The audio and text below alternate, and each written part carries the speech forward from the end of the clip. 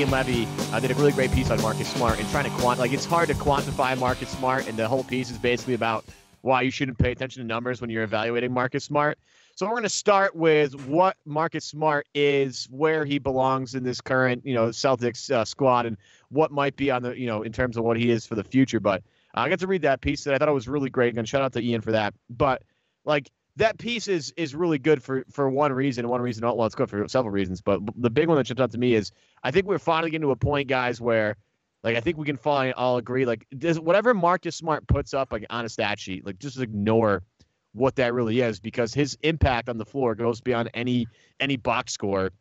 And the Boston Celtics, I know to some people that $40 million price tag, or whatever it was a couple weeks ago, that Marcus Smart signed for, people might think that's ridiculous. But when you really look at the core and the heartbeat of the Celtics team, Marcus Smart is right there. If they don't have him boxing out 7-footers and blocking, Giannis and LeBron and diving for a loose ball on the floor the first game he's back, 2 minutes into the game, they aren't the same team. And you can make that argument a bunch of guys in that team. Not the same team that, if they don't have Kyrie, if they don't have Gordon, if they don't have Al, if they don't have Tatum, but they really are the same team if they don't have Marcus Smart, boys. We saw when he returned for the playoffs, it just flipped a switch for the Celtics, particularly defensively. Yeah, I mean, he's invaluable. And I don't think he takes too much off the floor on offense, just because he's generally, I think, a smart player, a great passer. And the fact that he's so willing to shoot makes players, get up on him. And he does have a little bit of gravity, more than you'd think, given his 29% three-point percentage. But yeah, I think Ian Levy put it really well, that maybe what you're witnessing on the court isn't basketball IQ, it's basketball wisdom. And I think that's what that's one of the things that Marcus Smart brings to the table. But I mean, he's you got to max him out on his 2K intangibles. He's my favorite player. I hope that one day he'll make a Jay Crowder leap in 3-point percentage. But as is, I'm happy with Marcus Smart. I think the 4-year, $52 million contract, I thought that was fair given what he brings to the team. And while it's a tradable contract, I just hope personally he's a Celtic for a long time, because I always get so hyped watching him. Yeah, I mean, as long as he keeps his hand out of picture frames, I think it should be money well spent. Don't punch it. Honestly, just keep him under wraps, basically. Yeah, I'm with you on that, Lucky. I mean, at least carry some carry-on boxing gloves or something. Just protect those puppies. But my thing is, I think Horford has the wisdom of the team, and Smart's role is the chaos. But he also is a disciplinarian, and that's where he comes in. He completely changes the defense. And I know everybody's worried about the starting lineup, and that gets that goes viral every couple weeks. Who's going to be the starters? Should this player not be a starter? My thing is I'm honestly a little bit worried about Smart not being able to finish games, because I feel the most confident when he's on the floor, and I'm just I'm not seeing.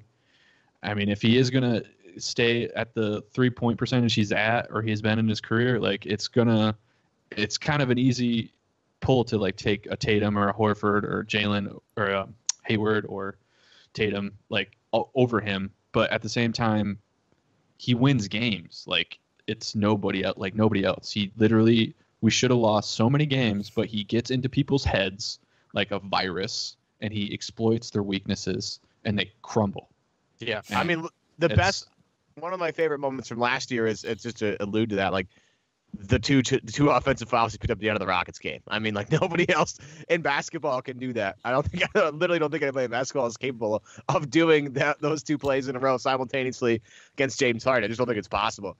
And look, we're gonna debate this till we're blue in the face, but the actual who does Marcus Smart replace in the closing lineup debate is actually a really good one, because again, at the end of the game, you're gonna need defense, and unless somebody takes a monumental step forward in that capacity, Kyrie's going to be the floor at the end of the game. Probably Hayward's going to be the floor at the end of the game. Horford's going to be the floor at the end of the game.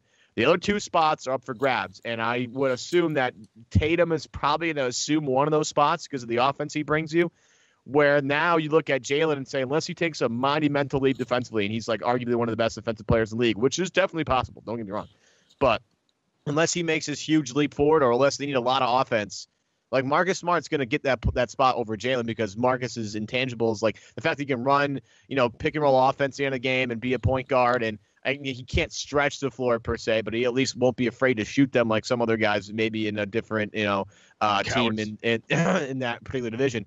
At least he'll shoot them and shoot them with confidence. It's not like he's not confident going in and things going in, but he has to be in the floor at the end of games. He changes outcomes at the end of games, and when he's not out there, that you don't have the same energy, the same IQ, the same awareness on the floor.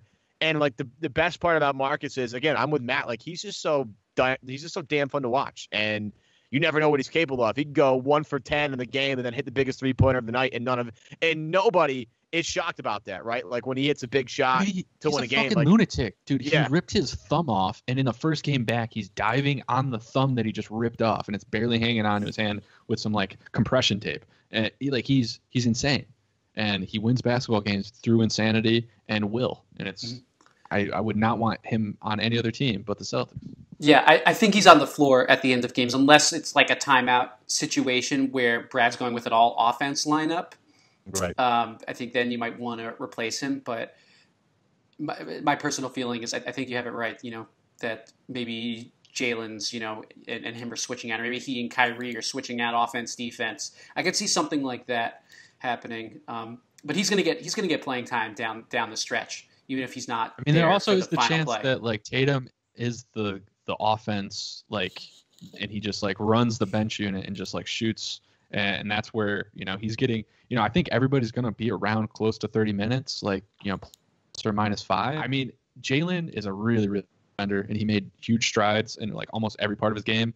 I think he plays really well with Smart. I mean, that's a tough lineup to score against those two guys. So yeah, they're maniacs. Speaking of maniacs, today's show is brought to you by Boston Barber and Tattoo Company. Every neighborhood has a heartbeat, a place that represents the cultural epicenter of the area at its core. And in Boston's historic North End, that place is Boston Barber and Tattoo Company. Boston Barber and Tattoo Company has become home to A-list Boston celebrities for their haircuts like Gordon Hayward, Milan Lucic, Brad Marchand, and Aaron Baines. If you want to go hang out with the guy that cut Hayward's hair, and my hair, but more importantly, Hayward's hair. Ask for my boy Roy. Boston Barber and Tattoo is more than just Boston's most well-known corner barbershop. It's also a tourist attraction. Hundreds of thousands of people that visit the North End throughout the year. Again, it's Boston Barber and Tattoo Company. Again, in the North End on Salem Street, the North End. Again, Evan Valenti, Lucky's Pipe, and Matt Ignall here on another edition of Celtics Roundtable here on CLNS Media, talking Marcus Smart. And you saw recently, it's kind of like I shudder at the idea that something that Kevin Hart did was cool. But this actually, I think, was kind of cool, having the cold tank interview with Isaiah Thomas, another shorter guy. And he asked Isaiah who his favorite teammate was ever. And he said Marcus Smart's his favorite teammate. And I have no trouble believing that because, again, like Boston has a bunch of these dudes now. But like out of all the guys there, like Marcus is always going to have your back in any situation at all whatsoever. Like you could commit a murder and he'd probably help you like bury the body and take the fall for you in court and all that stuff. Marcus just covers up for a lot of people's deficiencies on the defensive end too. And he's just a naturally like funny guy, and like he's gone through a lot of shit in his entire life. Like you read some of the stuff that he's gone through, it's like it's very obvious that has helped shape who he is today. Like he's just a resilient guy. But I mean, anybody shocked that it was somebody else? Like I once he said Marcus Smart, I was like, no, duh. He said Marcus. Marcus is amazing.